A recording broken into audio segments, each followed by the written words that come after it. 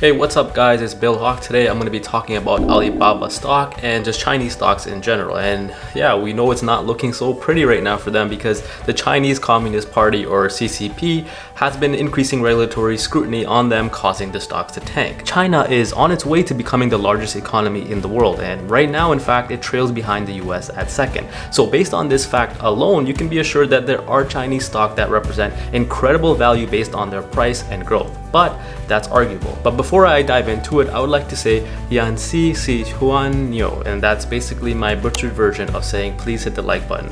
And I would also appreciate it if you subscribe to this channel and subscribe to my newsletter. The link should be in the description. That's where I talk about other stocks that I don't necessarily talk about here on social media or YouTube.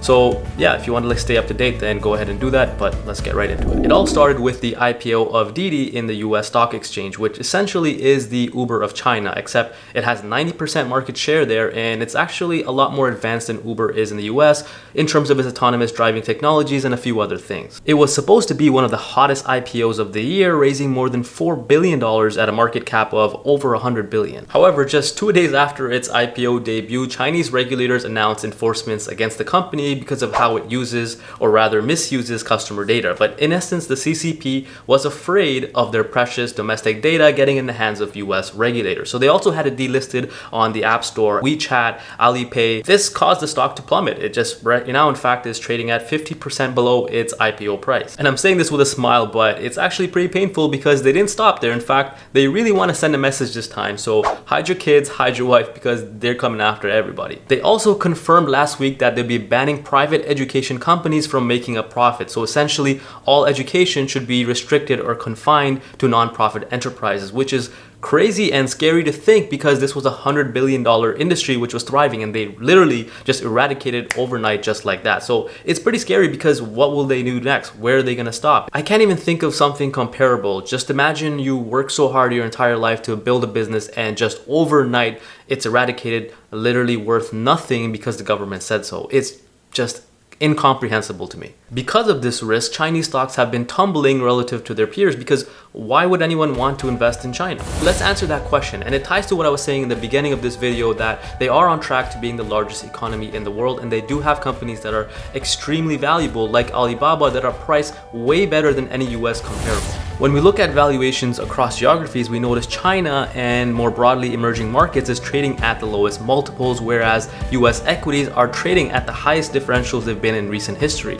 This simply means that there are better opportunities abroad, and we can also conclude based on looking at this data that US equities are right now overvalued. So this is something that I've been saying consistently, and it does mean yes, we are due for a correction. We just don't know when it's going to be. Obviously nobody does, but right now Chinese valuations do seem relatively attractive.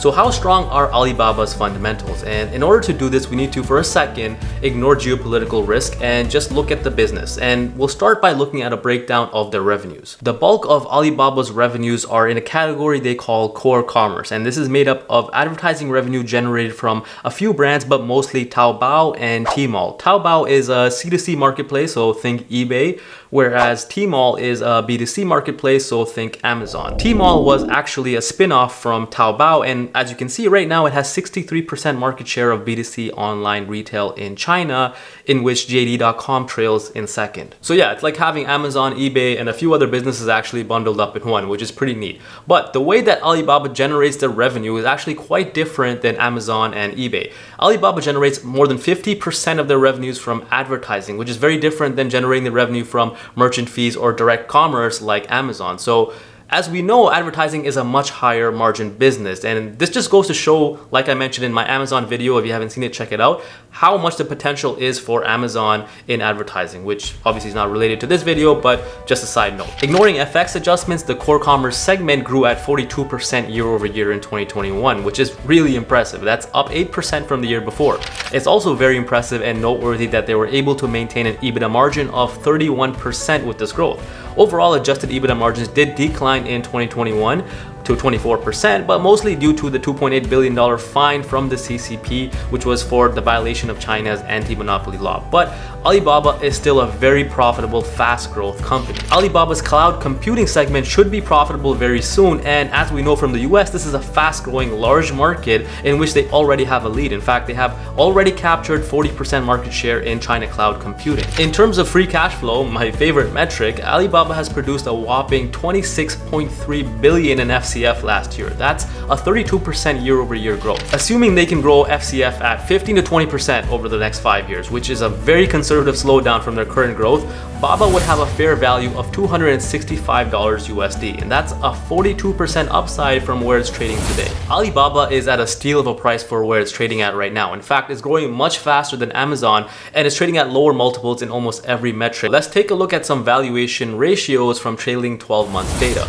In terms of PE, Amazon's at 70 times, whereas Baba's trading at 24. That's a lot lower. It's less than half. In terms of price to sales, they're about the same, around 5. So we can't really say much there. In terms of price to free cash flow, Amazon's trading at 85 times, whereas Baba's trading at 38. So as you can see, Alibaba's trading at a much higher valuation than Amazon. And as I mentioned, Alibaba's a lot more than Amazon. In fact, you have to add on eBay, Wish, Netflix, and even PayPal. And you can see it's very hard to make the argument against the fundamentals of Alibaba. It's a very strong company with solid growth. So why aren't we just buying Alibaba? And you probably guessed it, is because of the geopolitical and regulatory risk.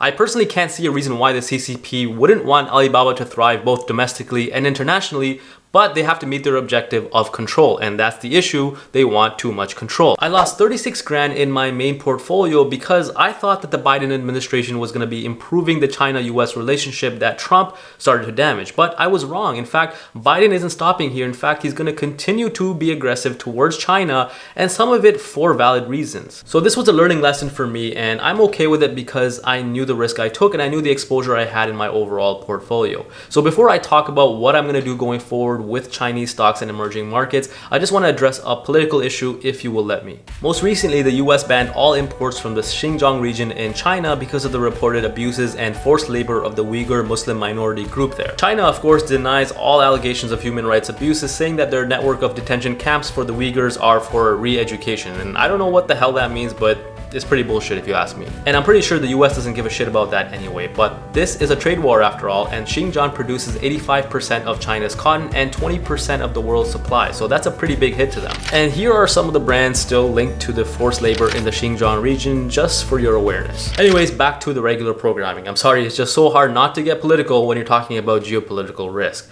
But this, in my opinion, is the biggest risk investing in Alibaba or any Chinese stock. In fact, I think it's less about regulatory risk from the CCP and more about the China-US relationship. And this relationship, in my opinion, is going to continue to deteriorate over time. And it's just my humble opinion that these relationships aren't going to get better anytime soon. In fact, I do think they're going to get worse because there's just no way that the US is going to just roll over and let China overtake it as a superpower. In fact, China's intentions are clear. The digital yuan is a step to that direction. The only thing in China's way to taking that throne of the global superpower is the US dollar. A major shift in global power may or may not happen in our lifetime, but the chances of it happening are pretty high in my opinion, because this trade and currency war between China and the US, it can escalate to an actual war, and the catalyst could be anything. It could be Taiwan. China's intentions with Taiwan are also pretty clear. They're not backing down, and the US shouldn't either because it's too significant of a region for them to just let go. So it is a grim picture, and I just don't see it ending well, to be honest. Ultimately, this is just a negative outlook on Alibaba and Chinese stock, but this, again, is the common outlook of the market, which is why we see valuations they are today. But for contrarian investors who want to go against this philosophy and take the risk, this could be an opportunity, but I wouldn't expose myself to more than 5 to 7% in this strategy because you have to be really careful, because risks like this are just out of your control and you simply can't see them coming. In terms of my position, I'm going to be holding for a while until sentiment gets a little better, unlike Kathy Wood, who just dumped all her Chinese stock. But to me, it makes sense to wait for sentiment to get a little better. It doesn't have to be positive, but I don't want to realize as big of a loss, if that makes sense. But long term, as you probably guessed, Chinese stocks just don't make as much sense for me. But like I said, this could mean an opportunity for contrarian investors who want to take that risk. But beware of it. Again, none of this is financial advice, and I really appreciate it if you watch this video to the end. I hope you can like it, subscribe to my newsletter if you want to stay up to date on my portfolio and my trades, and more stuff is going to be coming. So thank you for watching, appreciate it, and see you on the next one.